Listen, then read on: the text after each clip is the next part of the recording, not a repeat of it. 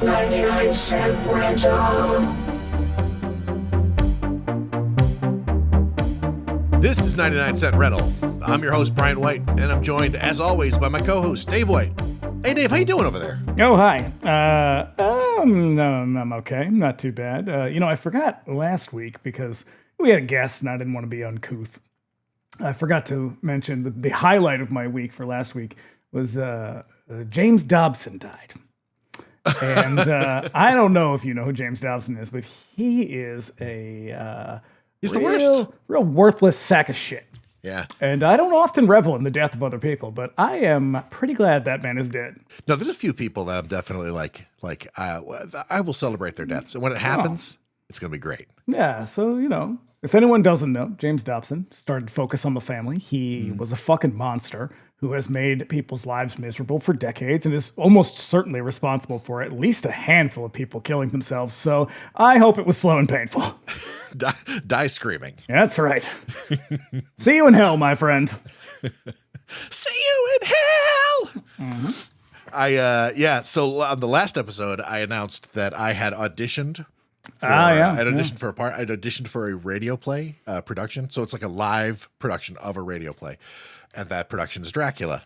And so the day after the episode dropped, I got a little email from the casting director who told me, was pleased to tell me that I'd gotten a part in the show, and I was very happy because that part is Dracula. Yeah. That's pretty great. I will happily come and do Foley work for them. Some coconut shells on my hands and feet, clip clop around like a horse. They'll be like, sir, you're distracting everybody. They're like, are you in the show? Or are you just here with your coconuts? And I'll just be like, what show?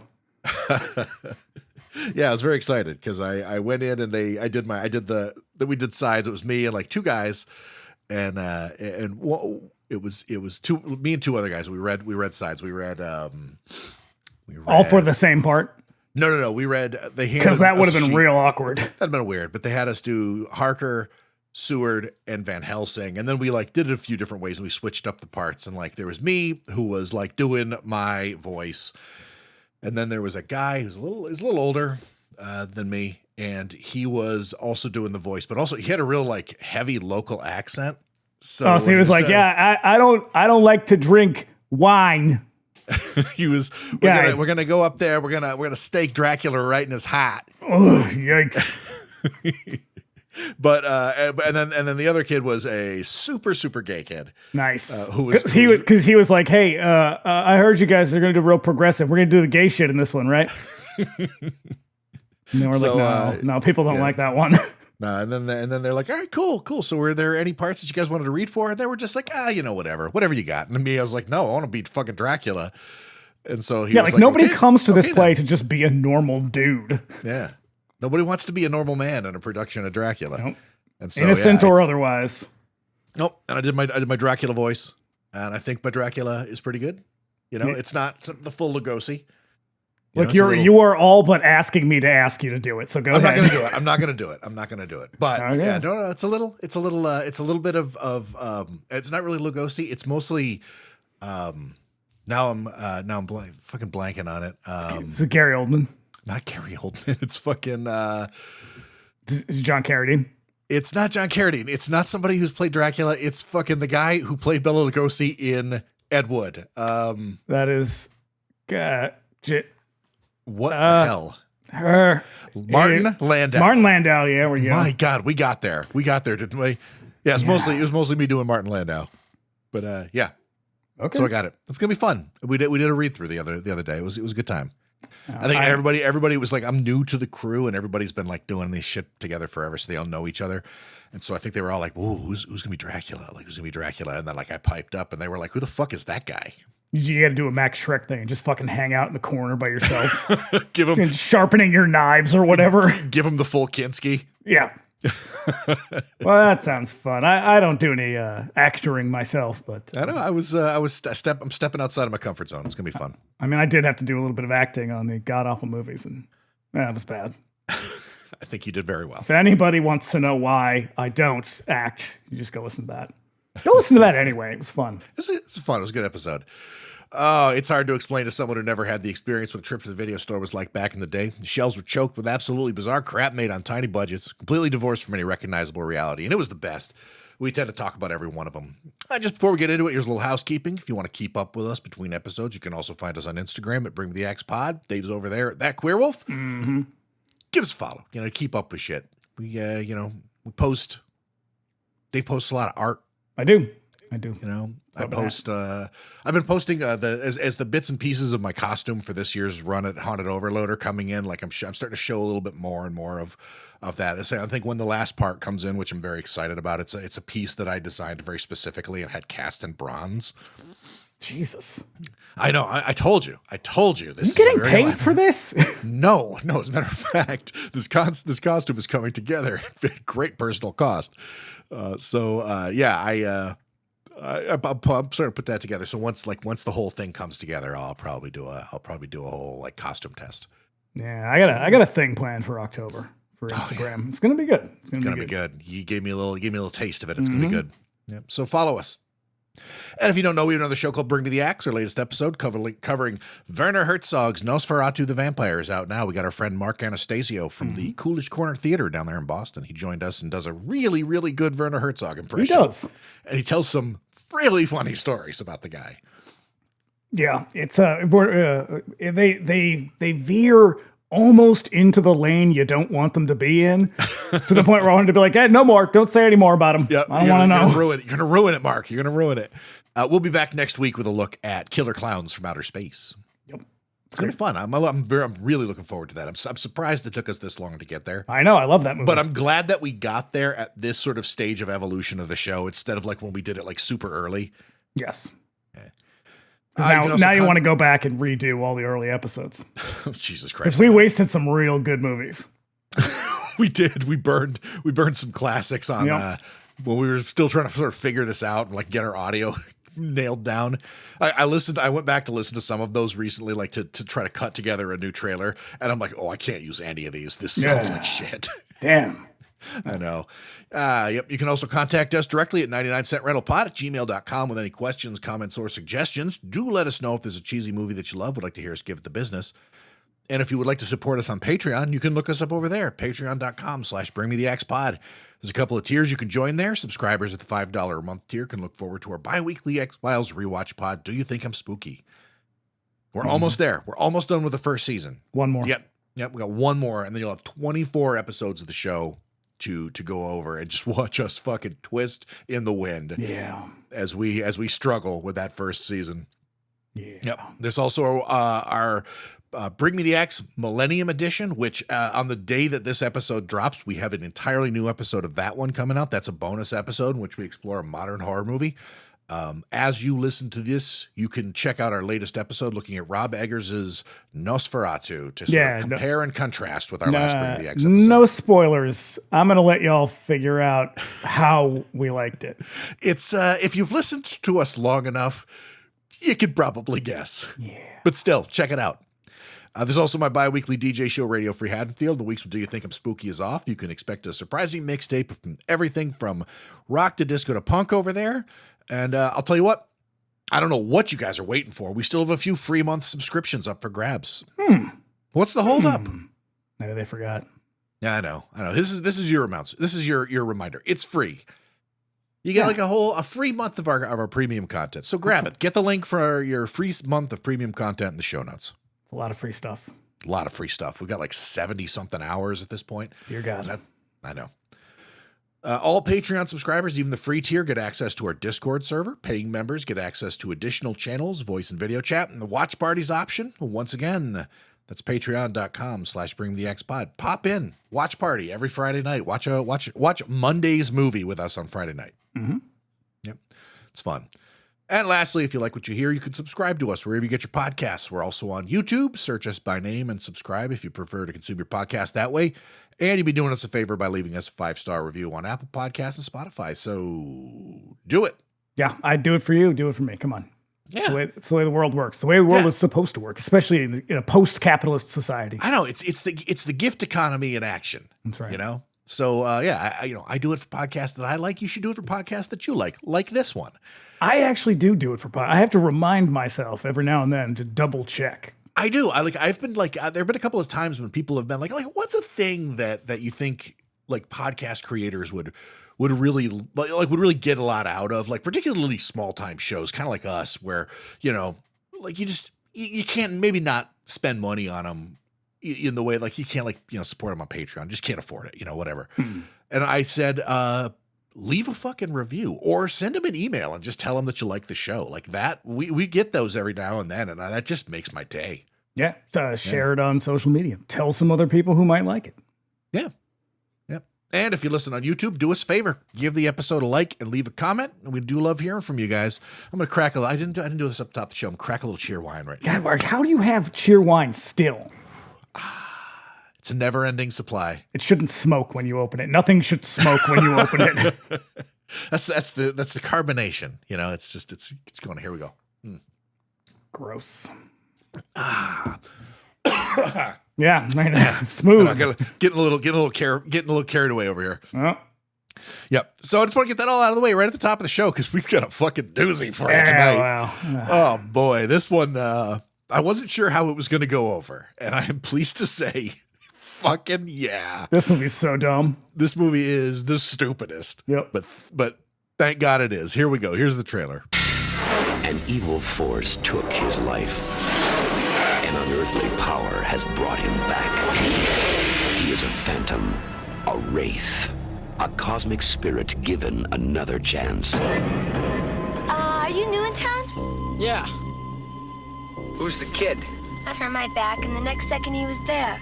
Like magic, almost. You ever seen one of those before? Let's just add it to our collection.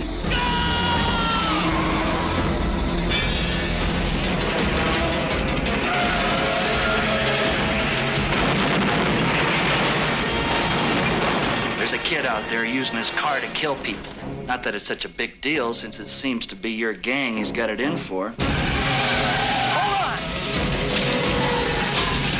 Grab the shotgun, Mama Luca.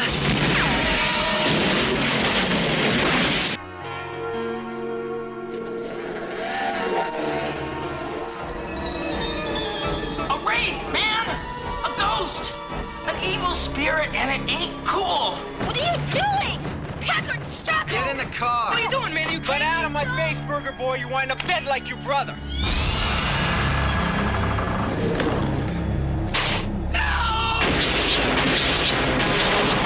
Hey!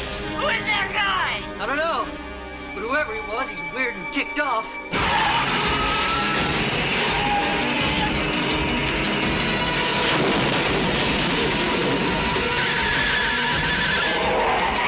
I seen his eyes, Loomis! Who are you? Who are you?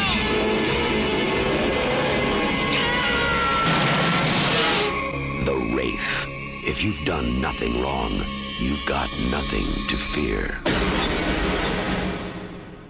Oh, even the trailer's terrible. This trailer, you may as well not even watch the movie. You just saw all the best parts. Nope. And it's not going to answer any questions for you. Absolutely not. It's gonna lay down a whole lot of train track that goes fucking nowhere. Then doubles back on itself and then explodes. I don't know what to make of this movie, except that I enjoy the shit out of it. Yeah, I have always loved this movie for reasons that I cannot identify. It is dumb as hell. It's the stupidest shit I've ever seen.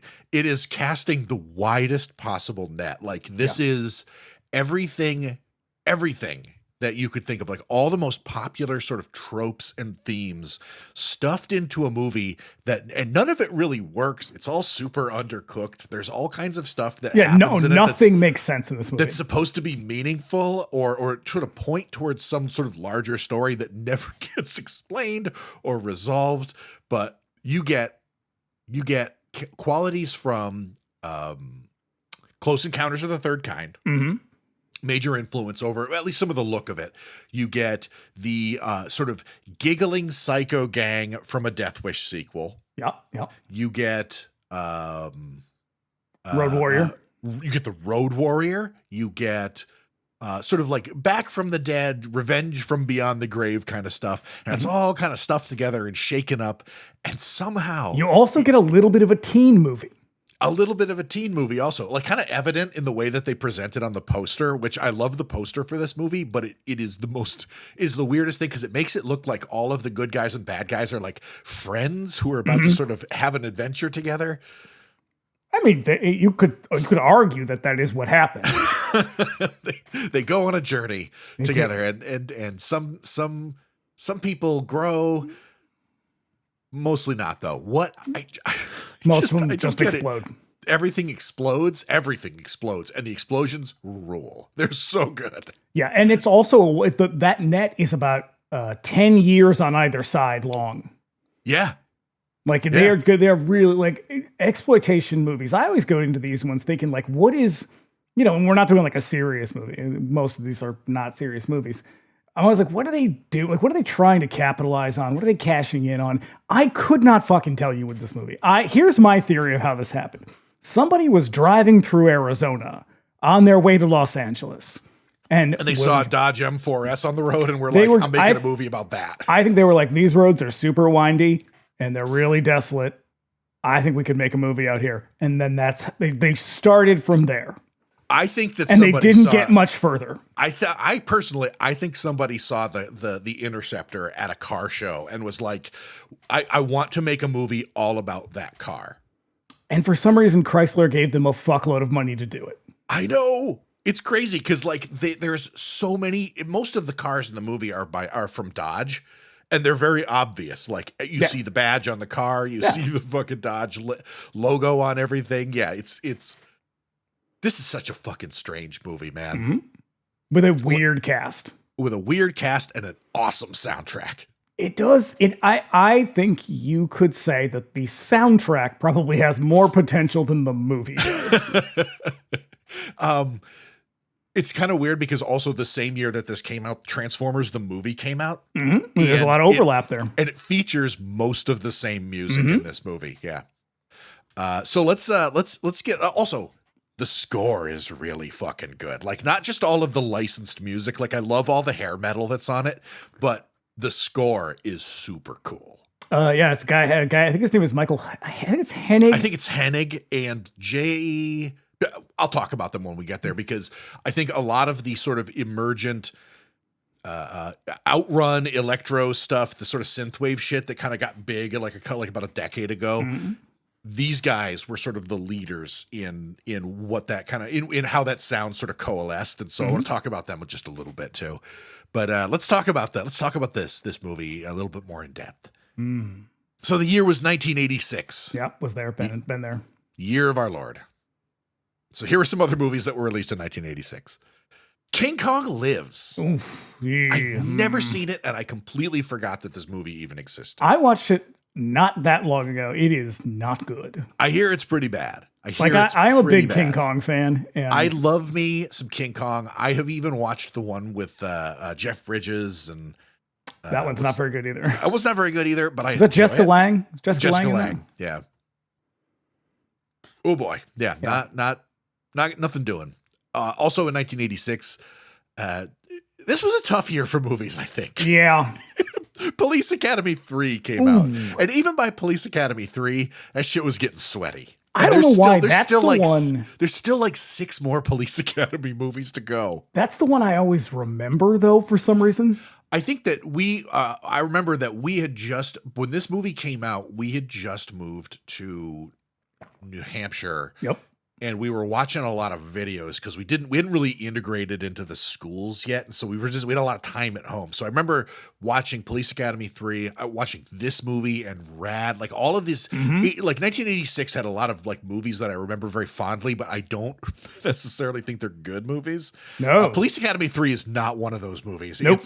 I do remember seeing it. And I do remember even then when I was like 11 years old or 12 and I liked everything, watching Police Academy 3 and thinking, this isn't very good. Like these rape jokes aren't very funny. Yeah. Speaking of movies that have not aged well, Soul Man came out in 1986. And we've dunked on Soul Man in the past, but there's no depth to the dunking that I can find on Soul Man. That movie, inexplicable. Even in its time, it was one of those movies that I think a lot of people watched and were like, this doesn't seem okay. This is a tasteless film. Yeah, it's a movie that if people are not familiar with Soul Man, you just go ahead and Google it. It's hilarious. It's C. Thomas Howell, a young white man, wants to get into college. He exploits their affirmative action by going in brown, blackface. Yep. And worse yet, it's not even funny. The movie's just also not good. No, I do remember there is one joke in it that I fucking feel so bad about this because I should not fucking laugh at this. But they're picking teams for to play like basketball, and they're like, we want Washington on our team because they think he's black and he's going to be great at basketball. But it turns out he's really, really bad, and there's just this montage of him sucking at basketball that makes me fucking die laughing when I see it. And I feel very guilty about this. It's somehow like doubly offensive. Oh yeah. Wow. Also in 1986, Prince. They thought they had another Purple Rain on their hands, and they got instead Under the Cherry Moon. Okay, now look, in defense of Under the Cherry Moon, it is a great record. Oh shit, yes. Paradise is a fantastic record. Yeah. It has my all-time favorite Prince song on it. Is it Kiss? No, but I do love that song. Sometimes it snows in April. Okay.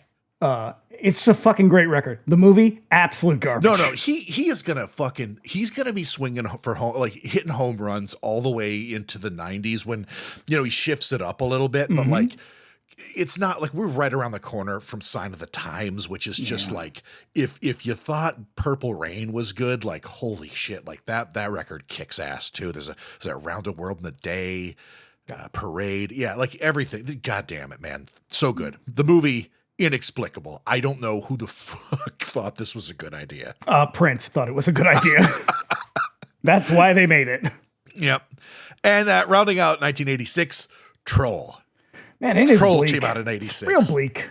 It's not a good year. No, go on back and have a listen, taking a listen to us struggling to make sense of Troll. That was one of the ones where I was like, not all of my choices are good. Sometimes I make mistakes. Apologizing a lot during that one. Yeah, so shit. I'll apologize for it again. It's a terrible movie. It was a terrible choice. That episode's pretty good. All right, you say so. Oh boy, our director. God love him. He's a man named Mike Marvin. Mike Hamburger Marvin. Esteemed director of Hamburger, the motion picture. That's right. Esteemed director of nothing. A sex comedy that looks like a Paul Bartel movie if he were having a stroke the entire time. Yeah. Yep. He also did a bit of writing, having his name on a movie called Hot Dog, the movie. And that is Hot Dog, the movie is some real bottom of the barrel shit. And that is coming from a show where we talk about bottom of the barrel shit. Yeah. So where Hamburger is basically, it's like Porky's, but it's also Animal House, but it takes place at a university that teaches you how to make hamburgers. Useful. Yeah. Things. Yeah. Hot Dog is just about skiing. It's a sexy ski comedy. And it is baffling. I don't think I've ever seen it. It's terrible. I've seen Ski School. It's worse than Ski School. Okay. He's still actively working in Hollywood, but has a remarkably short resume with some predictably weird bullshit to his name. There's something called the Dragon Gate, which appears to be another movie in which a white guy becomes a master ninja. Yeah. Yep. His energies seem to be focused these days on producing with an EP credit on titles like Atlas Shrugged. Oh, no. Oh, dear. I know. Well, you did say he was white. So our cast includes Charlie Sheen, the Wizard Sheen, the final boss of Hollywood train wrecks and easily one of the worst people in the world. Yeah, so here's the thing about Charlie Sheen, because I was thinking about this earlier. I was like, do we bring up his tribulations? Okay. And I thought, I don't think so. It's never great to make light of people who struggle with mental health issues and substance abuse issues, but He's such a terrible man. I was tempted to talk about like Tiger Blood and Winning, but this guy fucking sucks. And I'm kind of amazed that he's even still alive. He's been credibly accused of like child sexual abuse. It's just not good. He has been named in numerous sexual assault allegations and regular assault allegations, and he has maintained a high celebrity profile on 2.5 Men, even as these allegations piled up around him. But yeah, whatever. It's a shame because I do think that the guy has legit comedy chops. Those Hot Shots movies are pretty funny. Also, Major League. I like the first Major League quite a bit, but I just cannot begin to imagine what it was about Hollywood what they did to him that made him such a monster. But also in this movie, he seems to have no idea what movie he's in. No, he is actually only in this movie. They shot all of his scenes in one day, and he's in it for 30 minutes total. Yep. And there were moments there were times when he would pop back up in the movie, and I would be like, "Oh shit, I forgot he's even in this movie." Yep. And the nature of his character, I'll save it for when we get into it because I am so fucking puzzled by why the ghost of this like murdered guy comes ghost back to Earth. Alien something. Yeah, this murder victim comes back for a second chance, but he looks like some dude who kind of looks like the original guy. Yeah, no, I got a lot of questions about pretty much the entire movie. By contrast, we got Sherilyn Fenn, Audrey Horne if you're nasty. Now, here's the thing. Sherilyn Fenn, pretty good actor. I love her in Twin Peaks. Love her as Audrey Horne. She's fucking terrible in this movie. She is, yeah. Well, okay. To be fair, everybody is. This is because nobody knows what's going on in this movie. You could tell that, like, even as they shot this, like they're probably trying to because they don't shoot movies in order. Like, right? They get a location, they schedule like all the cast and like shooting around that location. Even scenes that like happen later in the movie. And so like as you're making a movie, unless you've read the script front to back, you don't really maybe know what the story's flow is. But even if you've read this script, they're probably like, I have no idea what we're doing here. No, and then they were like, I bet people had questions, and they were like $1,000, and they were like, fine, let's just go, I guess. I know. This was one of her first roles and her first starring role in a movie. The same year, she co-starred in the equally as stupid skateboard movie Thrashin' with Josh Brolin, who really picked a winner to follow up one of the biggest movies of the 80s. Yep. It's sort of like when, Sam Neill makes Jurassic Park, and they're like, Sam Neill, you can make any movie you want. And he was like, you know what? Event Horizon. And they're like, are you sure? You sure you want to do that? I think In the Mouth of Madness is between those two movies as well. There you go. You can just do what you want when you hit a home run like that. Look at Stephen King's career. I know. Sherilyn, however, breaks out of the pretty topless co-star track she was in 1990, appearing in Twin Peaks with a performance that burned itself permanently into the adolescent imagination of this podcaster. She's probably one of the coolest characters in the show. Yeah, she's my favorite. She's one of the most interesting. Oh man, let me tell you. I mean, I also really like Ray Wise's character. Unfortunately, Ray Wise is a questionable human being these days. I know. Hang tight. Hang tight on that. She stayed busy as hell through the 90s, appearing in a bunch of stuff that I've never even heard of, apart from maybe Boxing Helena. That sort of drops out of my consciousness until she reappears in the 2000 guest starring on a bunch of police procedurals. And most recently, that weird-ass possession haunted house show with Courtney Cox, Shining Vale. It was interesting. It was interesting. That's what I can say about it. It had potential, and I think they kind of squandered it. Very sexy. Very sexy show. It was very sexy. Yep.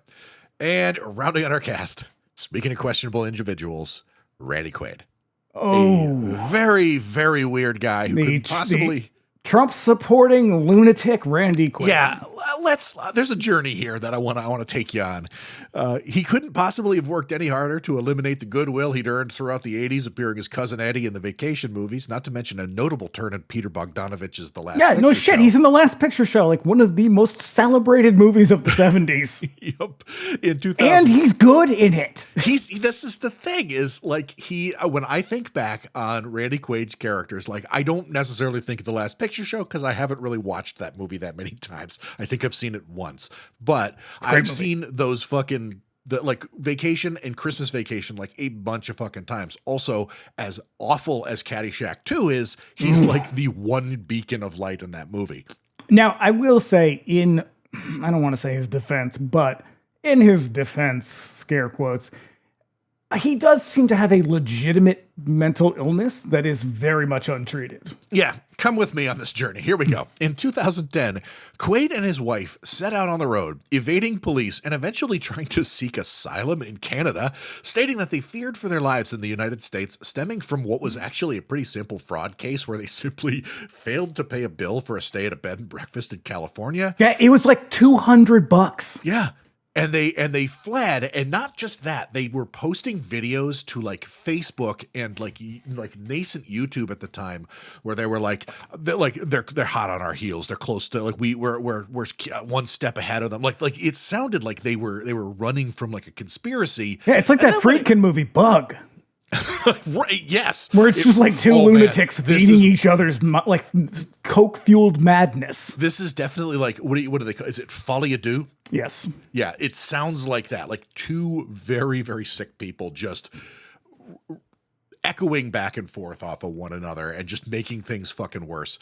They get to Canada, and Canada's like, I'm sorry, what are you doing here? Well, and they're like, first, we owe $200. First Canada was like, aren't you Randy Quaid? Excuse me, sir. Are you Randy Quaid from Christmas Vacation? Yeah.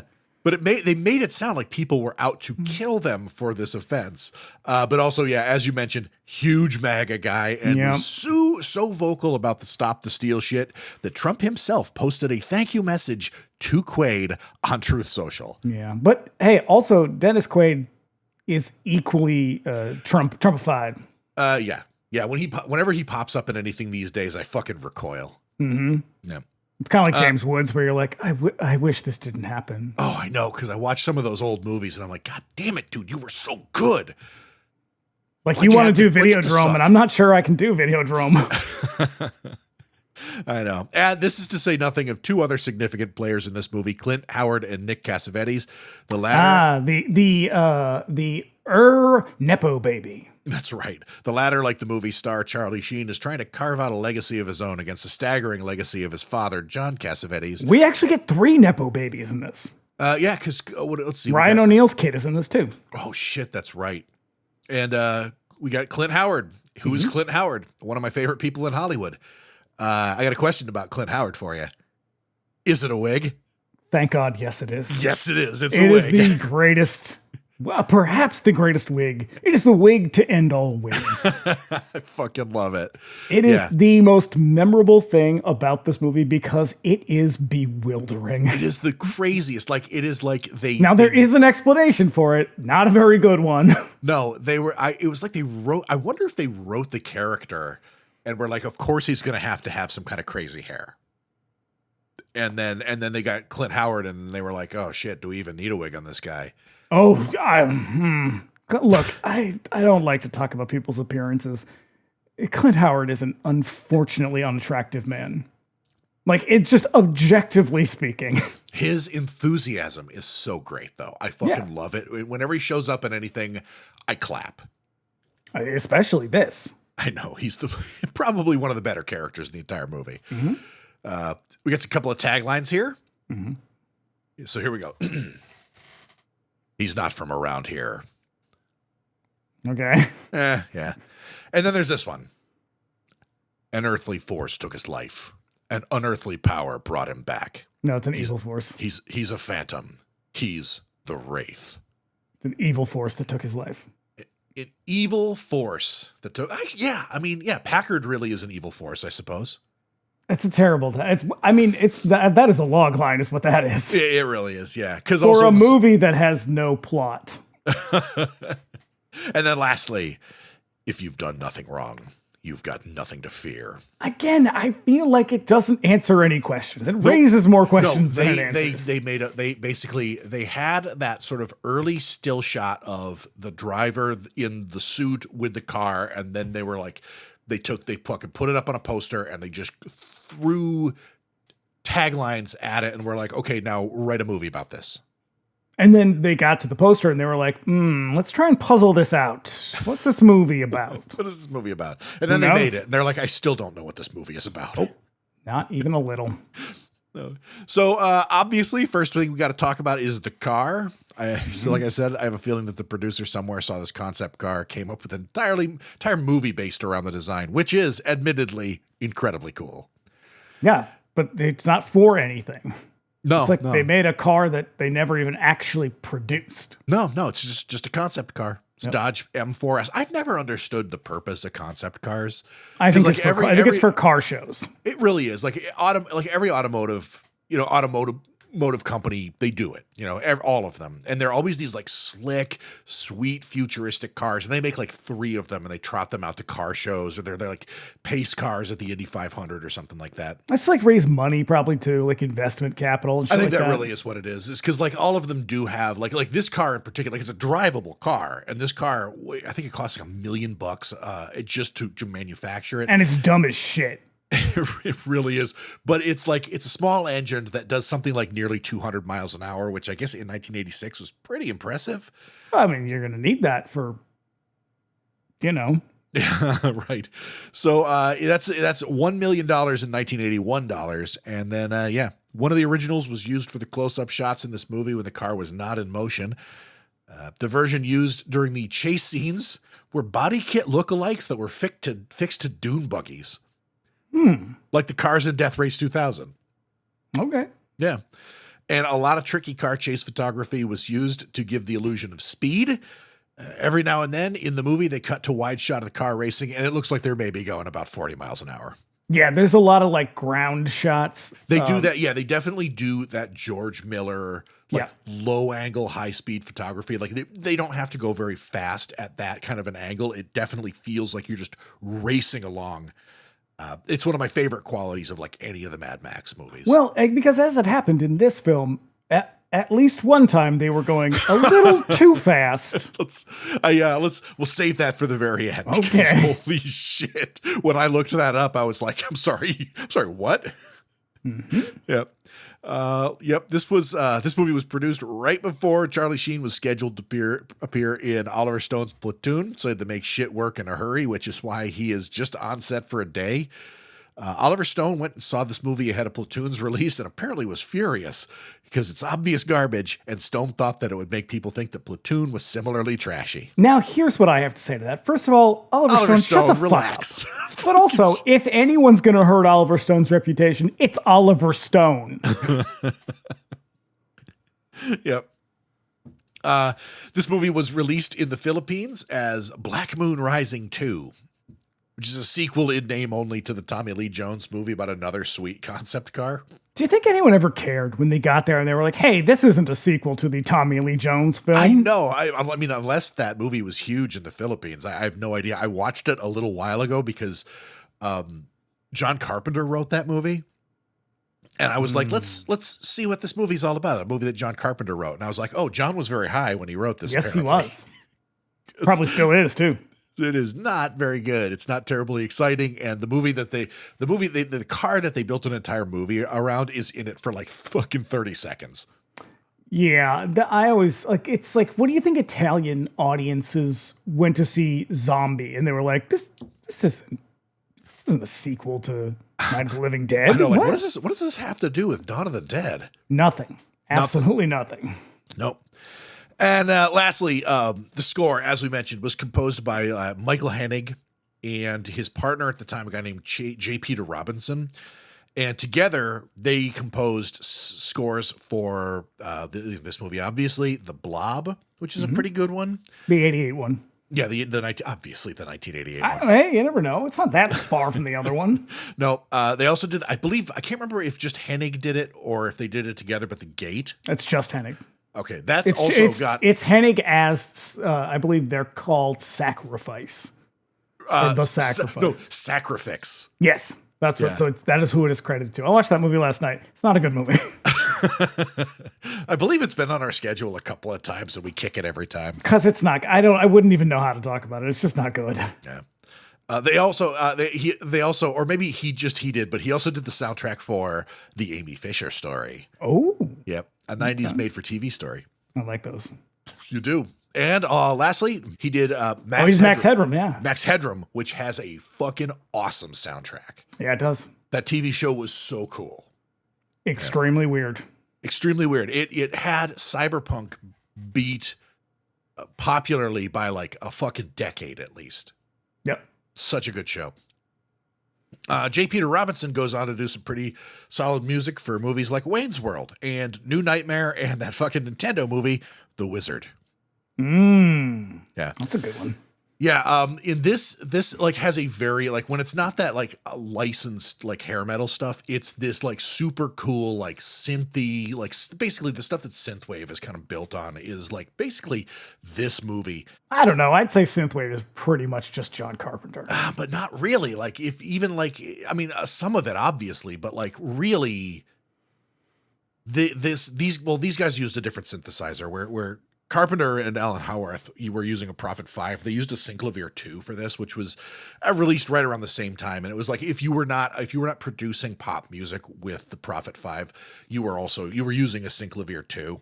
And it has a very specific sound. It also had like onboard memory and shit. I know people don't give a fuck about when I get crazy about synthesizers. But well, even I'm drifting off. Fucking rad soundtrack. This movie has such like a great synth score. It's if you like that synth and not available. Really? I mean, maybe on streaming, maybe.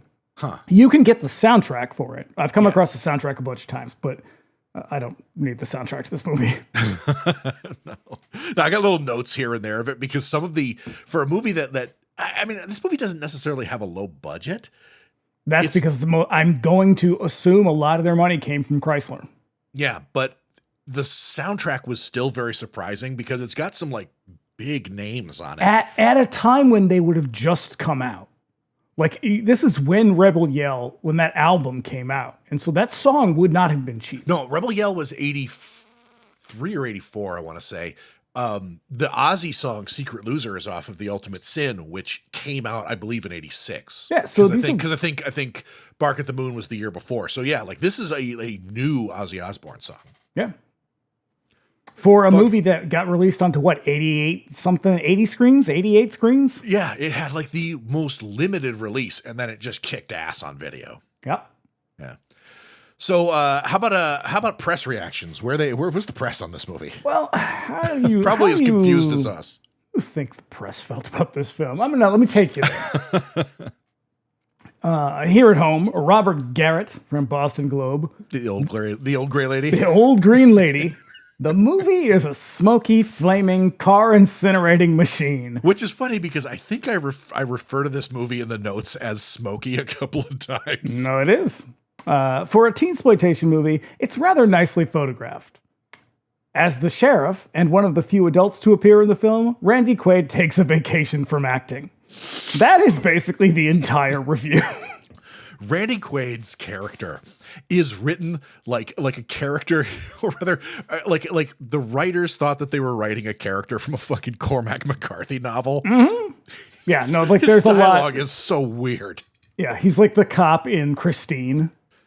Yeah, he's got this sort of menace, like the fucking like the judge from Blood Meridian. Yeah. Here we go. Janet Maslin, New York Times. All right. The greatest suspense in The Wraith is generated by the problem of how the writer-director, Mike Marvin, will work a word like wraith into the dialogue. The Wraith also has an outstandingly crazy plot. Mr. Marvin directs at a brisk pace, but his screenplay, though lively, seems to be written in an alien language. But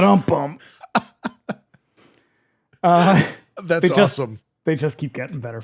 I love that everybody's just as confused as I am. Oh, yeah. Dave Kerr, Chicago Tribune. With its loving close-ups of shimmering chrome, the Wraith looks an awful lot like a car commercial. Except, of course, that the cars keep blowing up.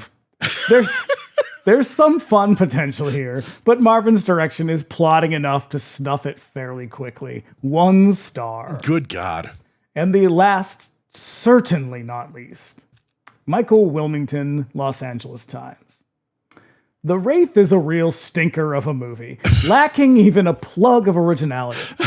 In it, previously good actors deliver ridiculous performances, like Charlie Sheen, who has to stand around looking mythic, and Randy Quaid, who seems to have phoned in his performance from the Broderick Crawford Grunt and Glower School for Surly TV Cops. Is there anything good to be said about The Wraith? Well, yes. It's been very well photographed. against the low standards set by the rest of the movie, that's a real achievement. That is funny. Like a couple of them mentioned that it's a pretty good looking movie, and it is. It's a great looking movie. No, that is really all it has going for it. My favorite parts though were the IMDb, what do you call it? Trivia sections. Yeah. So if you dig into those, it's mostly just car dudes like fighting with each other. It'll be like, just a quick correction, and it's like, you guys are fucking losers. Yeah, that's the thing is I did scrape a good deal of the notes from that section, and I would read it, and they'd be like, okay, so Packard's car is this, and as soon as I start, like I'd look, and it'd be like a fucking 5-paragraph, sort of obsessive breakdown of every car in the movie, and I'd be like, okay, I don't need to read this. Nope, don't care. No, but they were to find out that they were beefing in the trivia. Yeah, they'll just be like, just one quick correction on that, and it's like, nobody fucking cares, man. You gotta just keep going. But here's my favorites. So my first favorite from here is this bit. This is a quote, direct quote. Clint Howard wore a wig for the character of Rughead. Oh yeah, you think? You think so? And here's my second one. First career nude scene for Cheryl and Fenn. Yep. Hey, thanks, IMDb dirtbags. Awesome. Fucking awesome. And it has like 29 thumbs up. Fucking scumbags. I know. So shall we dive in? There's the only way out is through. Here we go. So we open on the desert at night. Meteors streak across the sky. Several of them descend on the desert, smashing through signs and cactuses. Yep. And my note says, so he's an alien, in a car, an alien car, and maybe a ghost. He's a ghost alien. The Galien. From a... Not to be confused with the Galien. Which is from a haunted spaceship. Yep. They fly through the road, converging on a crossroads and revealing a super flashy, futuristic car from the great beyond and the Dodge automobile car, the Chrysler Corporation. Yep. A lone dude in a fancy racing suit stands ominously before it. And this outfit looks cumbersome and awkward. It's so weird. My favorite thing about it are the weird little like alien medical braces on it that are going to play an outsized role in the movie and never get explained. But also are completely superfluous and apparently confused every test audience. Yep. But I what the fuck was I going to say about that? I had a note about it and now I forgot what it was. It's because like we're going to find out he's also got these like scars that's like one for each of the guys in Packard's gang. Maybe, I mean, he does kind of get a twofer out of for one of them. But they coincide with like these weird braces that were like made for the suit. They seem to be... here's why I think they added those. I suspect they were like, here's my design for this. And people were like, hey, man, have you ever seen The Exterminator? It's the same outfit. It really is the same outfit. And he was like, okay, how about this then? And he just drew a little bit of metal on there. And they were like, well, it's basically The Exterminator by way of Alien, but fine, we're running out of time. Yeah, sure. So now we cut to a young couple driving along a lonely desert road. A bunch of headlights pull out behind them and run them off, bringing them to a stop at a roadblock. A bad dude with a blow-dried coif steps out of the car from Mad Fox's and approaches the couple with his gang of giggling goons. Yeah, it really is Mad Fox's. It's the same car for Mad Fox's. And basically the same dudes. It really is. Oh, my God. It looks like they're going to pull the guy's lady out of the car, do terrible things to her. But it turns out that they just want to steal his car because he says like... So here's why I think this is great. And I actually laughed out loud because... At first, he's like, what do you want? And then fucking Cassavetes is like, let's just say it's pink. And she reacts like they're implying sexual assault. And then he references pink slips in the next line, or like the car. And I really wanted her to be like a huge sigh of relief and be like, oh, thank God he's talking about the car. Yep. No such luck. No, he's going to race one of their guys. And if he wins, he gets to keep his car because that's, it's a gentlemanly bet, Yeah, fun fact, this was the original plot for Grease 3. Really? No. Oh. Somebody pointed out that this reminded them of the Side Hackers, the MST movie. Yes. Yeah. Packard, the bad guy, has a gang of freaks that look like they were pulled from the leftover casting for Death Wish 3. Oh, it's bad. It's real bad. two meth freaks drink what appears to be hydraulic fluid for kicks. And it's going to be that kind of movie. Yeah, but at the same time, the guy, the sort of normal dude in this scene, George, is wearing a jacket that it looks like couch upholstery. It's kind of florally. It's beautiful, but maybe not the right moment. You know what they did is they were like, okay, Packard's gang. Like they did not fit these guys for costumes. They just went to wardrobe and pulled whatever they saw. Or like whatever they were wearing when they showed up. Great. Because they don't all fit. Like this is not like a gang where like they're all wearing leather jackets. They're all wearing fucking jeans. There's no cohesion because like, you know, one guy's got like a leather jacket on, and then there's that skank who's got like a colorful mohawk with like makeup on his face, and then there's Gutter Boy who's like this like filthy cretin. Yeah, he's a very confusing. Let's just say we're not surprised this man has not made a lot of movies because this movie feels like it doesn't actually have a director. No, as a matter of fact, Gutter Boy's performance reminds me of, speaking of Police Academy, Bobcat Goldthwait's character in those movies. Mm-hmm, where he just screeches the whole time. Yeah. Yeah, he's a very confusing character. Yeah. Clint Howard playing a guy named Rughead. Beautiful. The man, the myth, the Rughead. The Rughead. So please, I don't even know if I can describe this. So everybody, if you're listening and you're at a computer or you're on your phone or you're driving a car, just look up Rughead the Wraith. Yeah. And look at the hair. It is amazing. I saw some notes that were like, this was inspired by... Oh, Jack Nance in Eraserhead. I don't think it was. Maybe if he hadn't seen Eraserhead, just heard about it or passed a poster for it or something. I know. Nope. But the hair is fucking magnificent and it blows in the wind. Yeah. Yeah. It is very clear that it's just glued to the top of his head. Yep. He signals to start the race and the two drivers take off to the sweet sounds of Ozzy Osbourne. Mm-hmm. Fucking awesome. Yeah, this is a movie where everything but cars and explosions is secondary. Yeah. Oh my God. When it's like it was the Hitcher when it was just like, oh, you just wanted to blow shit up. Yeah. That's fine. Yeah. Like there are some magnificent stunts in this movie, like car stunts and great car photography, and like the pyro is out of control. This movie, I mean, quite literally, didn't go. You skipped over that part where someone dies. Yeah.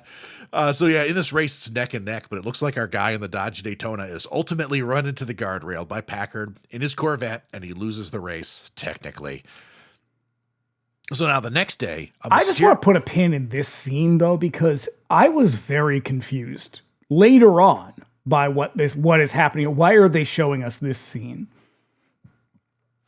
Oh, why? I don't know what, like, because it's... Oh, it's just setting the pace. It's like, these are the bad guys, and this is what they do. Yeah. These characters, doesn't matter who they are. No. They will be back very briefly in a flashback, I guess, for no reason. The couple from the car? Yes. What are you talking about? So later on, well, I'll point it out when we get there. You get me. I'm very confused right now. Or it's just a matter of these are all the very similar looking white people. You got to put a hat on them. Mm-hmm. So now, the next day, a mysterious stranger arrives in town. Rocking a jean jacket, no shirt. Yep, that's right. He's on a sweet dirt bike. He is Jake, and he stops Carrie to ask where the dam is, a popular swimming spot that offers to take her there on his bike since she's going there too.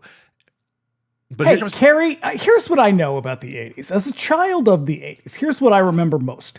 Everybody wants to kidnap you all the time.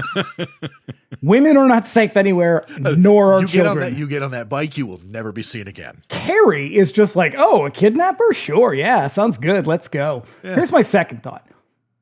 Apologies to anyone who lives in Arizona. This looks like the bleakest landscape I've ever fucking seen in my life. This is crazy. I guess it was shot around Tucson, and which makes a lot of sense because they when they made westerns in Hollywood, they shot around Tucson a lot. And so there were existing film studios and facilities around there. But yeah, this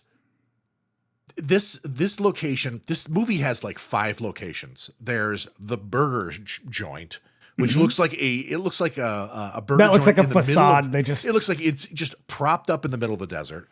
because it probably is. I know there's that neighborhood where Carrie lives. Oh, which is the worst. And If anybody wants to know why I hate the suburbs, watch this movie. and the Packard's garage, and that's about it. And a bunch of dusty trails. Oh God, so dark.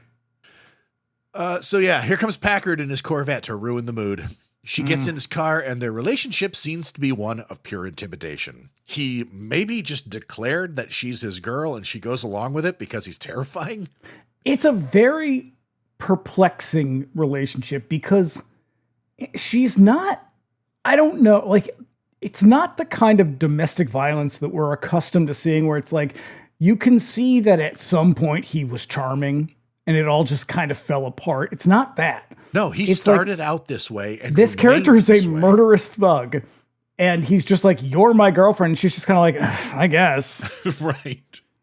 I mean, what can I do? You get the impression that he just showed up at the burger joint one day and like threw her over his shoulder and was like, we're dating now.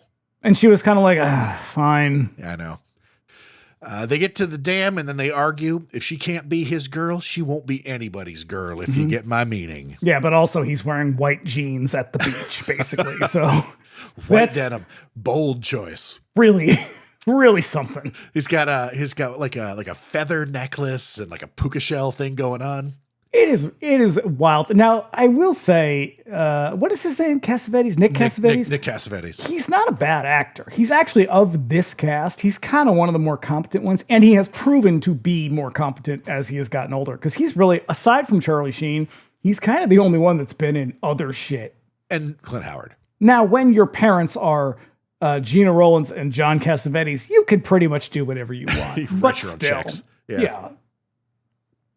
So, yeah, he's a bad guy. He's the bad guy. So get Yeah. used to him. Jake is out there chilling in the sun, just staring at Carrie like a normal dude.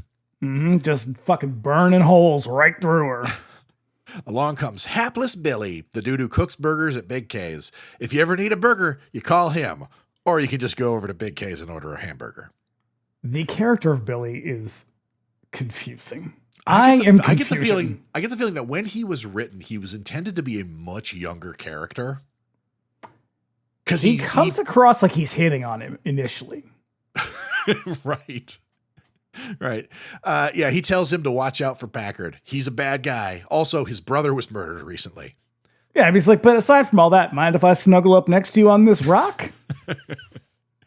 Charlie Sheen's like, whatever. Yeah. The ambivalence in this movie is remarkable. The romantic ambivalence of this film is remarkable.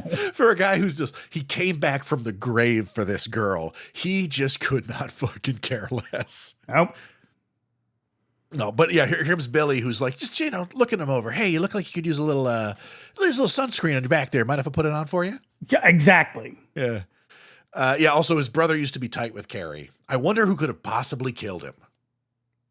Well, Billy's not going to be the one to ask. That's for damn sure. No, the way that this movie resolves this plot is crazy. I laughed out loud. So now we cut to a weird memory awash in red lights. Packard's gang busts in on some cabin where Carrie here's my confusion. I thought these were the characters from the beginning. Oh, okay. I can understand that. And maybe it's just because I've seen this movie so many times that I've just So have I. that I've worked this out. No, this is Carrie and Billy's brother. Right. But it's a lot of low light. It's like weird red lighting. They obscure her face. You don't really see his face, but also this is a character who never reappears in the movie, so it doesn't matter. So I can see where you might have gotten And confused. since we literally just saw this other scene, I was like, why are they flashing back? Are they just trying to show us like, oh, this was what really happened? And so I was very confused. But again, I have seen this movie probably 10 times.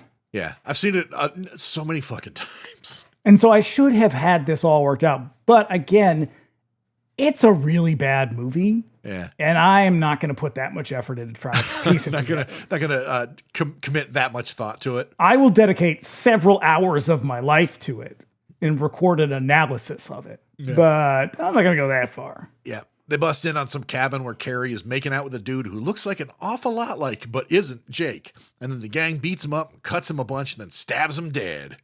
Mm-hmm. Now along comes Skank. Oh, so those are the knife cuts on his back. Yes. So he's got that cut. He's got 5 cuts because there's Packard, there's Skank and Gutter Boy, there's Augie, the weird accountant. Yeah, there's the accountant guy, and then there's the guy who gets killed first. So yeah, there's 5 guys and there's 5 cuts, and there's 5 of those weird braces. And Rughead. Plus Rughead, who don't know nothing about shit. Mm-hmm. Along comes Skank and Gutter Boy. Packard. These two are definitely fucking. At one point, Gutter Boy says, "I'm a 4-day virgin," and I was like, "Who would fuck this guy?" Don't worry, I got that written down later on in my notes.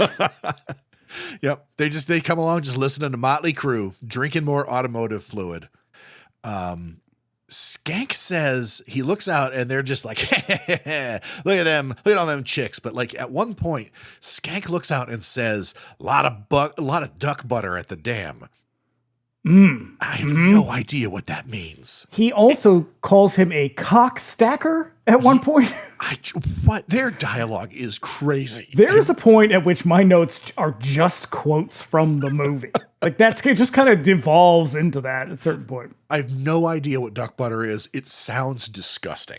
Everything they say sounds disgusting. Oh, by the way, everyone, the dialogue in this movie is fucking terrible. It's the craziest shit I've ever seen. It's a lot of like, it's almost like he wrote a lot of what he thought was like, you know, the slang that the kids are saying. But like, I have never heard any of these fucking phrases used, like duck butter. What is it? Gutter Boy says, "Hey, look at that. It's like Quiff City out there." I'm like, this is so gross. What are you guys doing?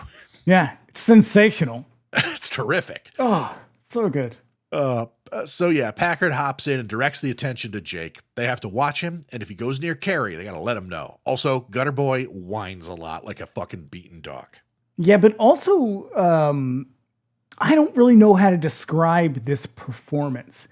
He is clearly supposed to be, I'm going to say, developmentally impaired. I was going to say he's just a drug addict, but like, you never see them once use drugs. They just drink fucking poison that's meant for cars. Right, this would all kill you immediately. Which, again, arguably might be more interesting. So now out in the river, Jake floats up to Carrie, and they do a bit of flirting until Packard calls her back. And you know that water is chock full of water moccasins. Just nothing but. Leeches top to bottom. Nah, I think we all know that that's a man-made lake. Yep. Just like every fucking lake in Arizona. Yep. She tells him to come by work and see him sometime. Oh, she is thirsty. She is thirsty for the wizard. Fucking chained to Packard here. Like along comes a new piece, and she is hungry for that shit. Mm-hmm. Yeah. So now we go over to the most happening spot in town, Big K's, a burger joint that appears to be in the middle of fucking nowhere. Mm-hmm. Yeah, also, I feel like this is probably pulling a little bit from like this is like Torchy's, but in Arizona. This is Arizona's Torchy's. You know what it reminded me of was the drive-in from Footloose. Okay, also that. Yeah. Also, Robert Palmer, Addicted to Love, which fucking was this song. Fucking hot track at the time. Hate this song so much. I don't care for it either. The place is super busy, and Billy appears to be the only person working the grill. And he also, I don't know if you noticed this, he also keeps saying, you know, he'll call out whatever the food is, and he'll be like, here, you know, here's the food or whatever. Order up. And he'll say the person's name, and I kept thinking, how does he know their name? He knows everybody. If you need a burger, man, you call him. You don't call anybody for a burger. You just go get one, Billy. God, this is why you don't have any friends. Yeah, because you're weird, and you offer to put sunscreen on them. Yeah, we actually projected that on the character, but let's leave it in there as if it's canonical. Yeah. When the shift is over, he and Carrie hop into his Triumph to leave, but here comes Packard and his gang. And I would like to point out, for the record, Packard has what appears to be a beautiful fairy brooch on his leather vest. Like the kind of thing you get at Claire's. Okay, let's be honest. The kind of thing you shoplift from Claire's. Looking at you, morbid ladies. It's more terrorizing Carrie and that she's mine shit. And then they threaten his car. They're going to race for it, you see. And he does, I will say, Packard does a lot of his language in particular is very strange because he'll be like, hey, hold your horses, guy. Yeah. Like there's a lot of that, like, oh, hey, buddy. Yeah. Like I have never called anybody guy, and I am from New Hampshire. You need to take a rest, guy. I am technically from New Hampshire. Here comes a fancy car, though. It's the one from the beginning of the movie, all sleek and futuristic. It catches the gang's eye immediately, so they chase him out into the desert to trap him for a race. They find the car waiting for them, and then Packard charges his guy, Augie, with racing the ghost car. Actually, is it Augie or is it another character? No, it's Augie, because so Augie is, I can't remember the guy's name. It's Ryan O'Neal's son. And Augie is something to look at because he looks like a beautiful, sassy pirate in his outfit. Yeah. Yeah, he's got this weird, like, long overcoat. He's wearing like a hat, like a halter top. Yeah, it's very strange. And he has like a do-rag kind of like tied behind. Like he should have had a big gold hoop earring in one ear. and a peg leg. Yeah, he is incredible. And it's weird that he's only in it because he is another person of note. Yeah. Who went on to do other movies. Before this, he had done he had done a bunch of movies and he was like the star of those movies. Yeah, and he's not a bad actor, but he gets taken out pretty quickly. Yep. Also, I do feel like, in defense of my dear sweet Clint Howard, the movie kind of does him dirty, not just in the hair. The glasses really don't help. Suck. Oh my God. He looks like Mr. Magoo with a terrible wig. Yep. So they take off and they race along the desert highway, just keeping it neck and neck until the Interceptor easily takes off into the distance, leaving Augie and his Daytona in the dust. He flies. Oh yeah, before they actually take off, Augie says, "I'll burn this Iranian." What? Yeah. Is that a slur? Because that's literally what you call them. There's some slurs in this movie. Yep. But I don't know. I don't know why he looked at that car and declared him Iranian. Mm-hmm. Oh, also, I forgot to mention the other weird moment was when Billy threatens to withhold burgers with mayo in Thousand Island. I was like, that's a real weird flex, my man. This is the only power he has to leverage over Packard. Yeah. Listen, man, you want your special burgers with the mayo and the Thousand Island? You got to leave me and the girl alone. And he's like, I don't give a fuck about your burgers, man. It's embarrassing. The whole thing is embarrassing. And he's rolling with Rughead and a guy who looks like a pirate of Penzance. That says a lot. So now Augie flies past some cops who give chase and then turns a corner to find the Interceptor waiting in the middle of the road for him. He flies into it, exploding all over the goddamn place and crashing down into the canyon. Yeah, I can only assume that Augie had about 800 pounds of plastic explosives in his car as well, because these things go up in proper 70s television film form. Oh, shit. Like a car part, like this cloud of flying car parts, huge fucking fireball. And just like in some TV, made for TV movie or like an episode of the A-Team that was like shot in the desert, it rolls down a canyon hill and oh, it's beautiful. It's fucking beautiful. Also, mega wildfire problem out there. Take it easy, guys. Look, it's Arizona. I mean, not much to burn. It's not California. And then the mysterious car suddenly fades back into existence and drives away as the cops arrive. I'd also like to point out that Rughead has on a sort of beautiful Patrick Nagel-esque skiing t-shirt. Yeah. Yep. I'm telling you, they just grabbed this and that off the fucking wardrobe shelves for these guys. Mm-hmm. Like the only person that they fit for a costume was Packard. And again, the brooch, the white denim. Whoever did it didn't do a very good job. They put the leather jacket on him and they were like, something's missing. Something is missing. It needs a little. How do you feel about a gold fairy brooch? And he's like, honestly, I don't think that would be very good. And they were like, say no more. Look, I'm no fashionista, but to quote Coco Chanel, head back inside, look in the mirror, just take off one thing.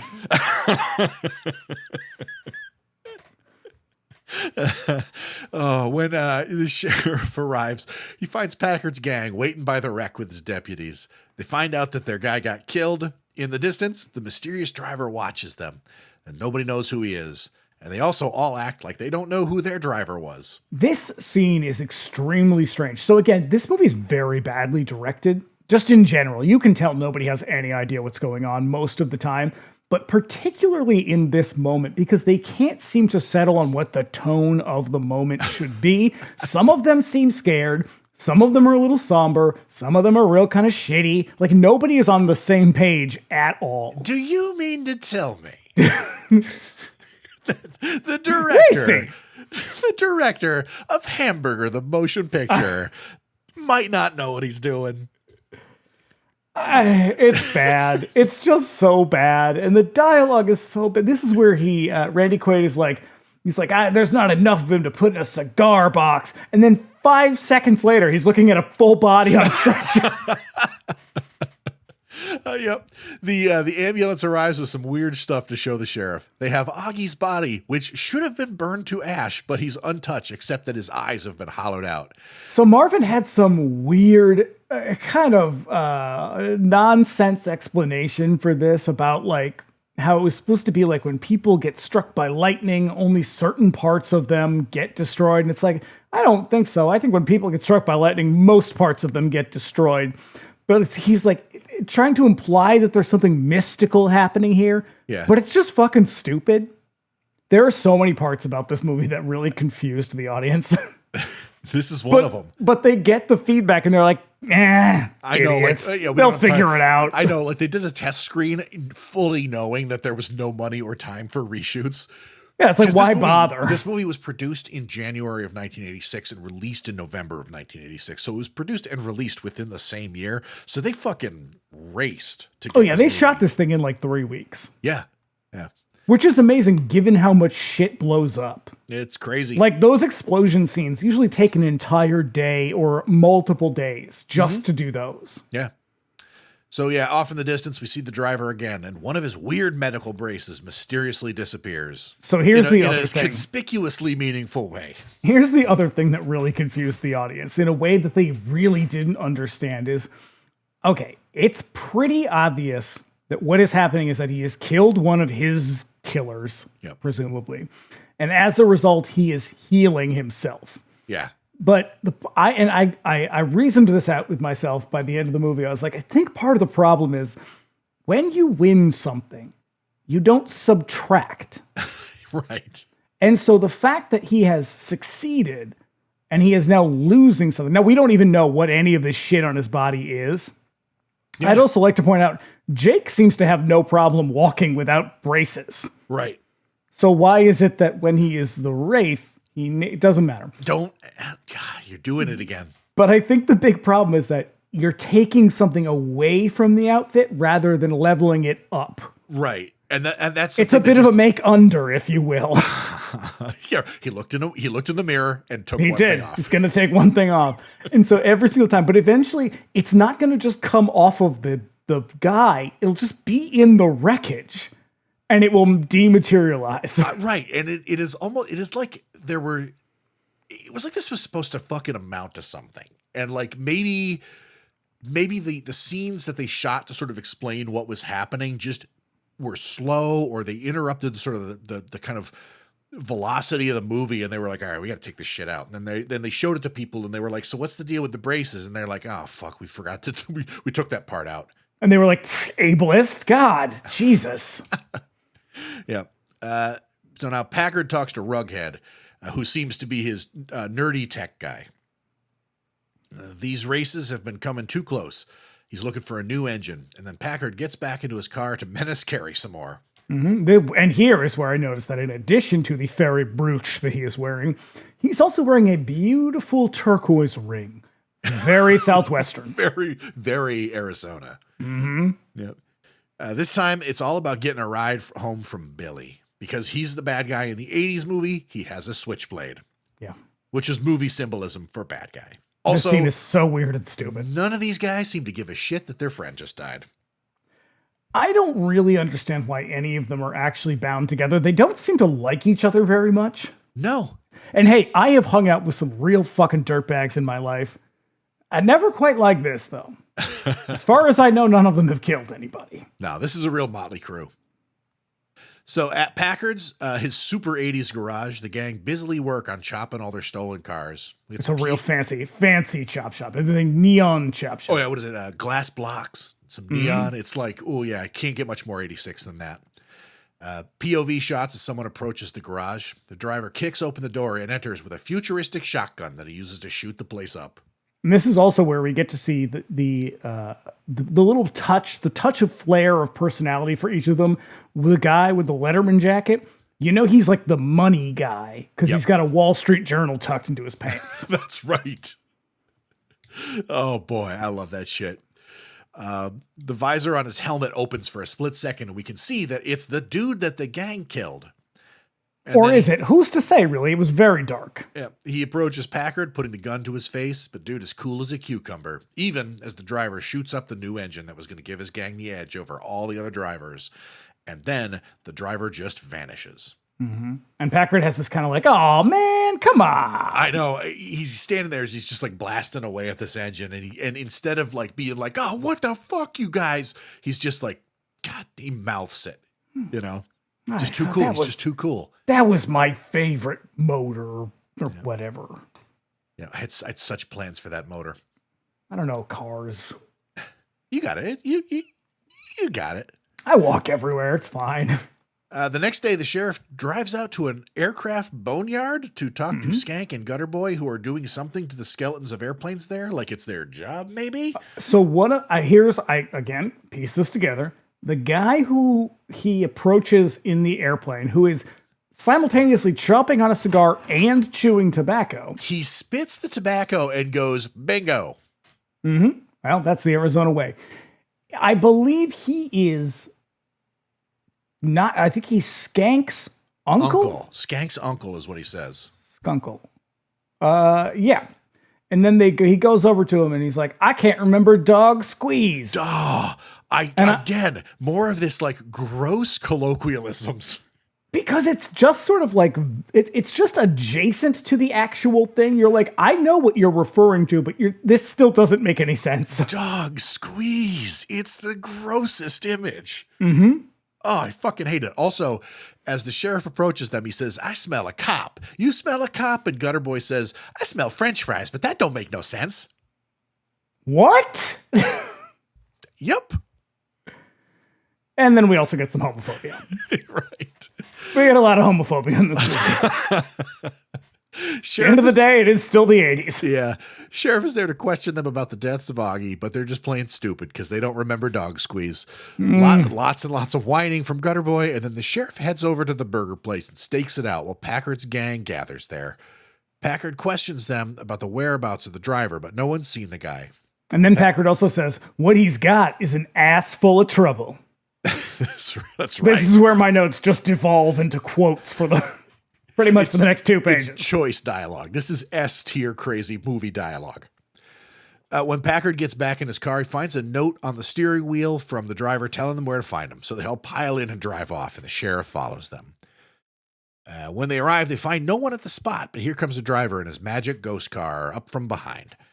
Cops are also all positioned along the highway looking for the racers. The Rughead tells the driver that they have this device that'll shut down the electrical system in his car if he tries to run. So he pops. Okay, you're reaching, fellas. Just keep it simple, okay? I know. This amounts, again, another fucking element that they sort of tease out earlier. And then when they Chrysler gave you a lot of money. They didn't give you that much money. When they produce it, I'm like, okay, that's what we've been waiting to see, I guess. So he pops the hood and reveals an engine that has all this arcing electricity and spooky lighting.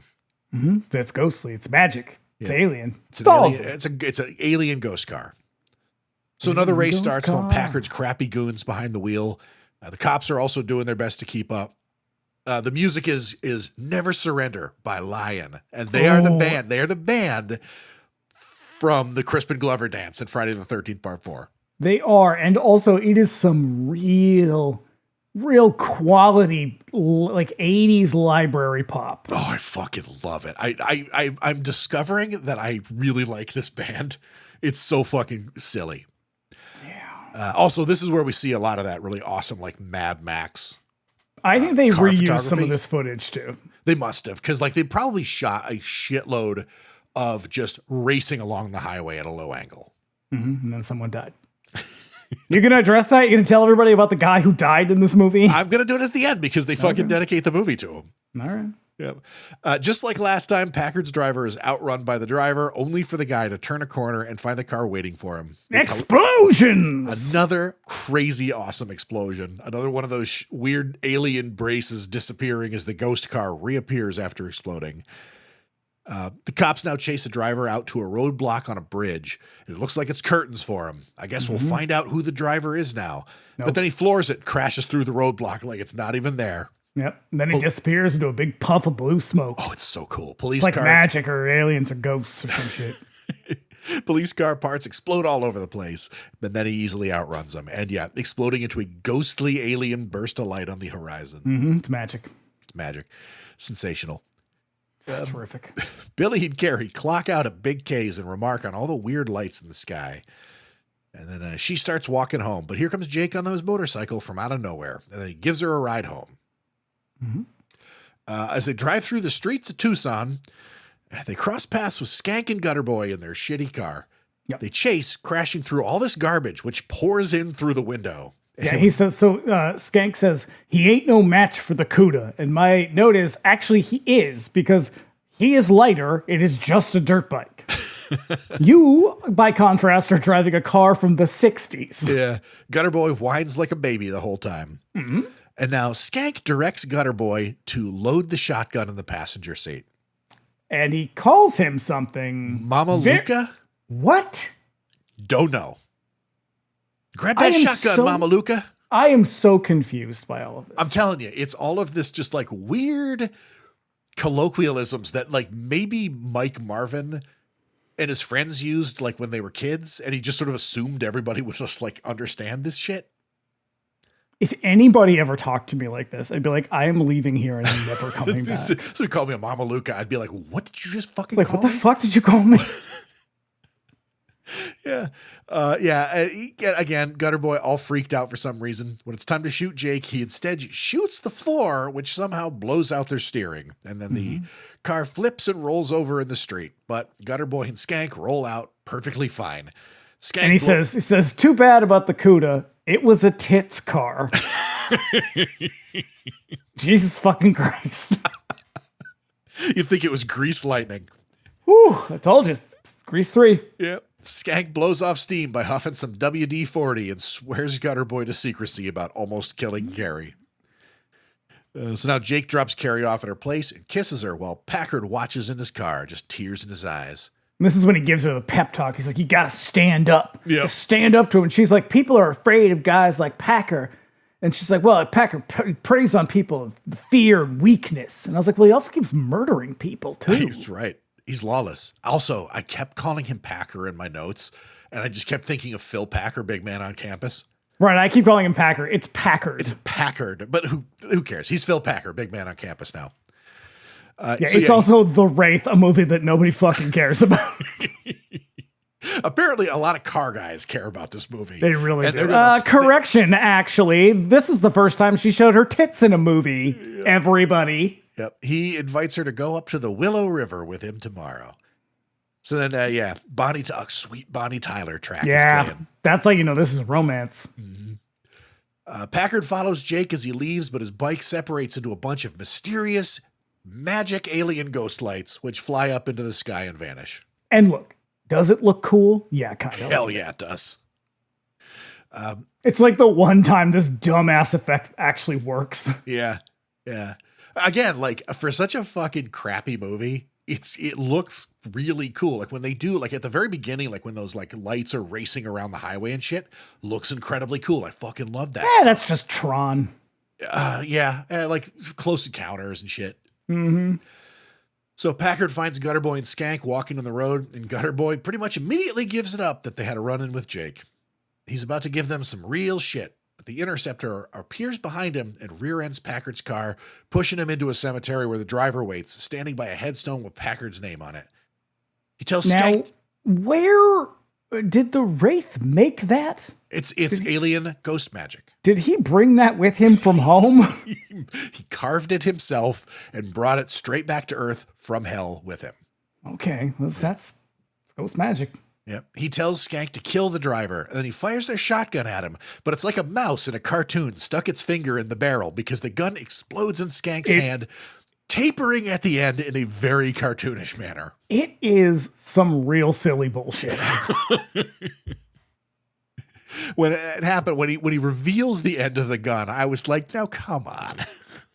They freak out like he's some kind of ghost or alien or magic or something. Solve him. But Packard thinks that he's just some kid. Yeah, they all keep saying kid. It's like, you've not seen this person's face. He could be a 65-year-old woman for all you know.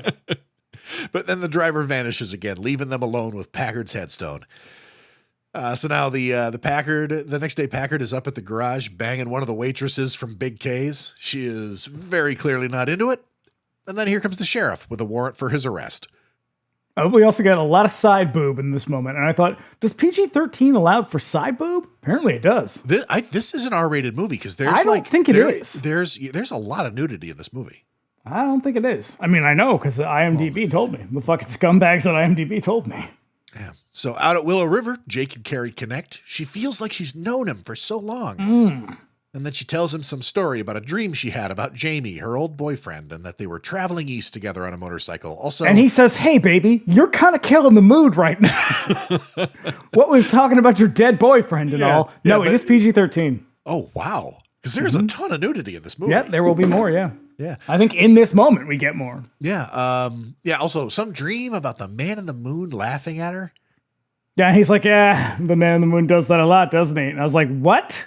The fuck are you talking about? He's just humoring her. Is everybody ad-libbing? They must have. Oh my God. I know. I guarantee that they were like, okay, so here's the thing, but like, I don't know, make some other shit up. And she was like, okay, man in the moon. The man in the moon laughs at me all the time. And he's like, I love you. And I was like, whoa. Right. Yep. Flashback. Okay, hold on, everybody. Flashback to the night Jamie was murdered again, and then Jake tells her he loves her, and they make out in the river. Mm-hmm. And this was when I was like, oh, Charlie Sheen is Jamie, not George. Again, I've seen this movie like 10 times. Is George the kid from the beginning? Yes. Okay. With the beautiful upholstery coat, yeah. I'm all about the fashion in this movie. At the police station, this love scene is so gross. Yeah, it's real yucky. They are right up on each other, eating each other's faces. It's a lot of like tremendous pleasure from having your neck kissed.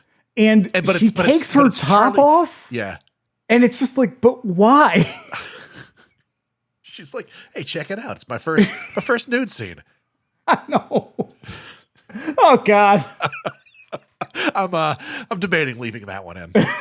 Please do. At the police station, they have Packard's gang together in a smoky room. There it is, smoky. The sheriff tells him all about the last death, spooking the remaining gang members. He'll go easy on them if they cooperate, but Packard shuts them down. And Rughead is wearing another fabulous Nagel ski sweater, and this one is apparently soaked in sweat. Yeah. Yeah, because it's hot in that. It's hot in there. Fucking gross. I feel like the interior of this Arizona police department really is representative of all of Arizona. Like that's just what I imagine all of that state to be like. Just like sweaty and smoky. Mm-hmm. The sheriff warns them not to go after the driver, or he'll know who did it.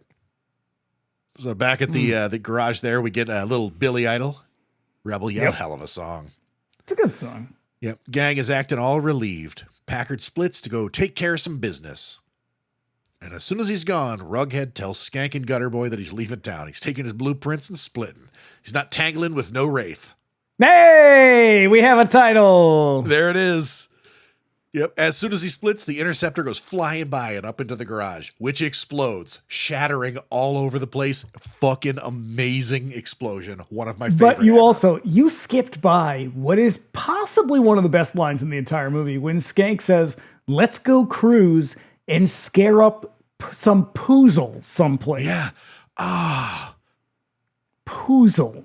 Oh. Yeah, this is what he says. Don't you think for 1 second that I'm not going to be bringing that one back at some point in the future? This is what I just have a post-it note on one of my screens. I'm a 4-day virgin. I'm like, oh, gutter boy. Who would do such a thing to themselves? Yeah, my note actually is just a double yuck. Fucking gross.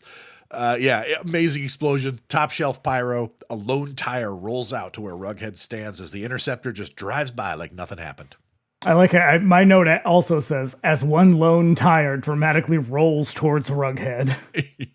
Game over, man. Yeah. The cops arrive and find Rughead combing through the wreckage looking for his boys. The cop arrives. That's An entire warehouse explodes, and they send one Randy Quaid. He's the lone justice in this town. Walking tall. Yeah, fucking A. Yeah, and I mean, this place doesn't just explode. Like, this building fucking shatters. It's amazing. Yeah, this is like an atomic bomb went off. Seriously, one of the coolest explosions in any movie ever. They find Rughead combing through the wreckage looking for his boys. Rughead tells him that when the driver came to the garage the first time, he saw that it was Jamie, the guy that they killed. He had nothing to do with that murder, though. And then we see one leg brace disappear again. That's right. Out of the wreckage. Again, in case, just so if you're keeping track at home. I mean, you're not, because you're confused. You're like, wait, so he wears them, but also they're part of the car? Or also, he got two for one with this one? He leaves them behind? Pieces? Yeah. Well, they only count as one because they're a couple. Right. The sheriff then goes over to Big Case to talk to Billy about his brother. He pours some coffee and then pours about an entire cup of sugar into it. Mm-hmm. And also, Billy doesn't seem particularly interested in whoever killed his brother. He's just like, I don't know, maybe it was that guy or the Yakuza. Who's to say, really? I can't. No, he's got burgers. Someone's got to make these fucking burgers, man. I can't think about everything. Okay? Wait, I'm swamped over here, man. He's like, listen, I'm trying to help you figure out who killed your brother. He's like, I'm moved on. Yeah. Well, at the end, you realize he hasn't. No. He thinks that someone is getting revenge for Jamie's murder, and then he tells him that Carrie was there the night that he was killed, but she didn't see who killed him. They just found her on the side of the road, wrapped in a Navajo blanket. Okay, I like the...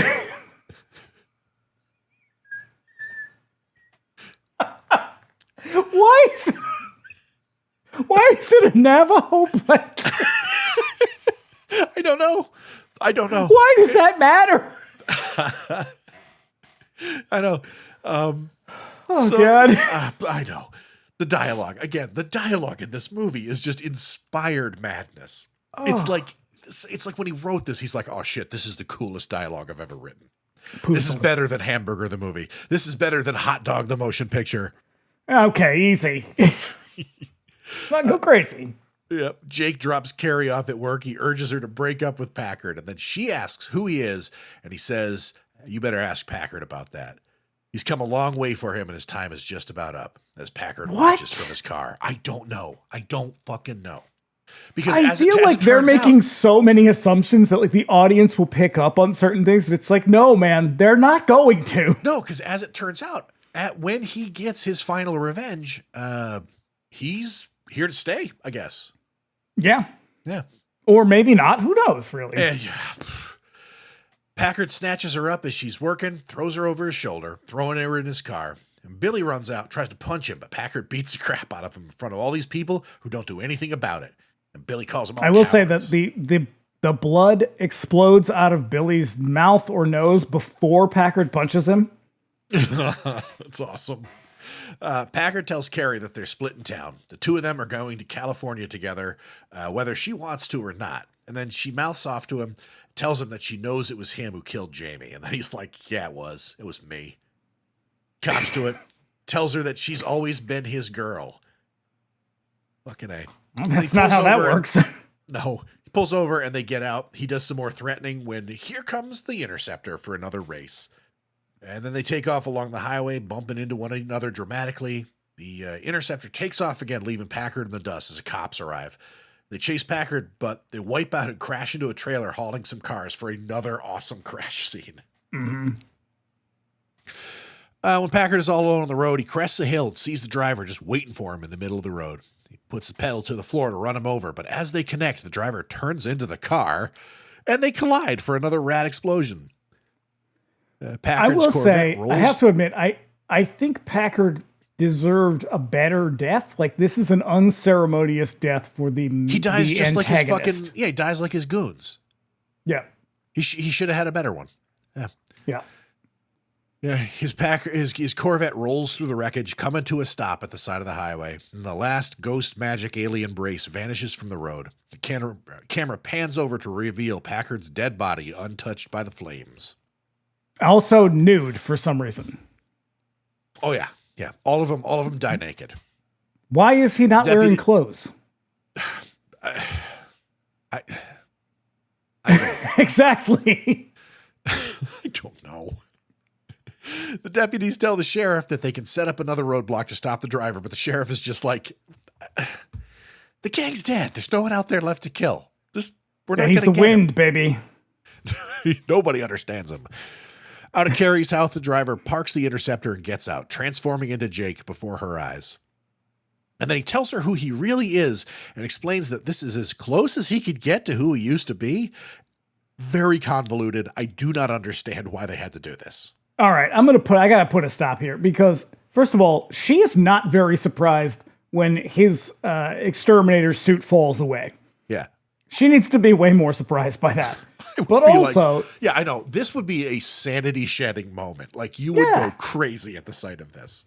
But also, she's just like, oh, right, it's you. Well, that's great. Right. He's like, I came back for you, baby. Why he doesn't look like the other, I don't know. I'm not going to fucking try to question it because there is no because fucking the other guy this. is not Charlie Sheen. That's true. Also, since he's like fucking tiptoeing around town, just sort of appearing out of nowhere, I guess it would be kind of like anticlimactic if they were like, oh shit, Jamie's back. Yeah, it turns out it's anticlimactic either way. I know. Then he drives. Also, he tells her to pack a bag because they're leaving, whether she wants to or not. But he has one more thing to do. The story of her life, I guess. Just get taken here and there by abusive dudes. He drives the Interceptor over to Big K's and tiptoes around Billy about who he is. He just saying goodbye to him, gives him the Interceptor, and kind of suggests that he's the ghost of his brother back for revenge. And then he leaves, leaving Billy with probably more questions than he started with. And with the car. And he says the instructions are in the glove compartment. And my note says the instructions for your magic car are in the glove compartment. It's got the alien magic ghost car has an owner's manual. But also, how did he get the dirt bike and the car to the restaurant? Because he leaves on the dirt bike. It's alien ghost magic. And then we get this extremely awkward moment where it dawns on him that this is the, I guess, reincarnation of Jamie. Yeah. He keeps calling him bro, like in the friendly way, like, hey, bro. And then he's like, who are you, bro? And he goes, that's just it. And then he leaves, and he's like, Jake. I mean, Jamie. It's like, dude, so bad. You just revealed yourself to your old girlfriend. Why couldn't you just let your brother know that you're back from the grave? Well, I mean, I guess he did in sort of a roundabout, extremely melodramatic way. Yeah, I don't fucking know. Jake goes back to pick up Carrie, and all of that, you do realize that all of that is just like, okay, but can you just make it more explicit for the idiots in the back too? Right. Just so nobody's confused when they leave the theater. I'm like, don't worry, they will be. Jake goes back to pick up Carrie, and they ride off into the distance as the sheriff watches, relieved that this ghost guy killed off this gang of shitheads. Roll credits. And it is dedicated to the memory of Bruce Ingram, who was killed in an accident during the production when one of the camera cars tipped over. Yeah. And everything I saw related to this accident was just like, but otherwise it was a very safe shoot. And I was like, okay, but someone died. I know. It was a pretty safe shoot. Only one guy got killed. It's like Alec Baldwin only shot that one person. Could you imagine if, like, you died and the fucking Wraith is your legacy? Oh, God. I would haunt Mike Marvin from beyond the grave until his would dying be like day. If Cable Guy was the last movie I ever made. Fucking the Wraith. Jesus Christ. But you know what? This movie is awesome to watch. It is the stupidest bullshit in the world. It is fun, and and I love a dumbass movie. Yeah. No, the acting is extremely wooden. The dialogue is terrible. The story makes almost no sense. And in fact, I think we end the movie with more questions than when we start. I don't know I don't know what any of this shit is. And yet I had it has an undefinable charm that I always love. And also Rughead. It's silly in all the right ways. Awesome soundtrack. Fucking awesome, like really good, like it's a good movie to like a good looking movie to watch. It's got some great like car chase photography. Like that's something that's really hard to pull off. Like not many movies do it very well. Yeah, it's like filming sports. Yeah, but the story is just incidental at best. It's incredibly confusing and dumb. Nothing really makes any sense. None of the good guys are likable in any sort of way. Yeah, it's like if you asked an 8-year-old boy to write you a movie. Yeah, this is literally what you get. The only character that I really kind of take a shine to is Sherilyn Fenn, and I think it's just because I've had a crush on her since I was 14. So like, there's just that. But like, this movie is the most idiotic, dumb nonsense, and thank God it exists. Yeah, well, I made up for my bad choices the other times, I guess. There we go. So where are we off to next? Killer Clowns from Outer Space. Yeah. Next week on Bring Me the Axe is going to be really good. I love that movie a whole lot. So much fun.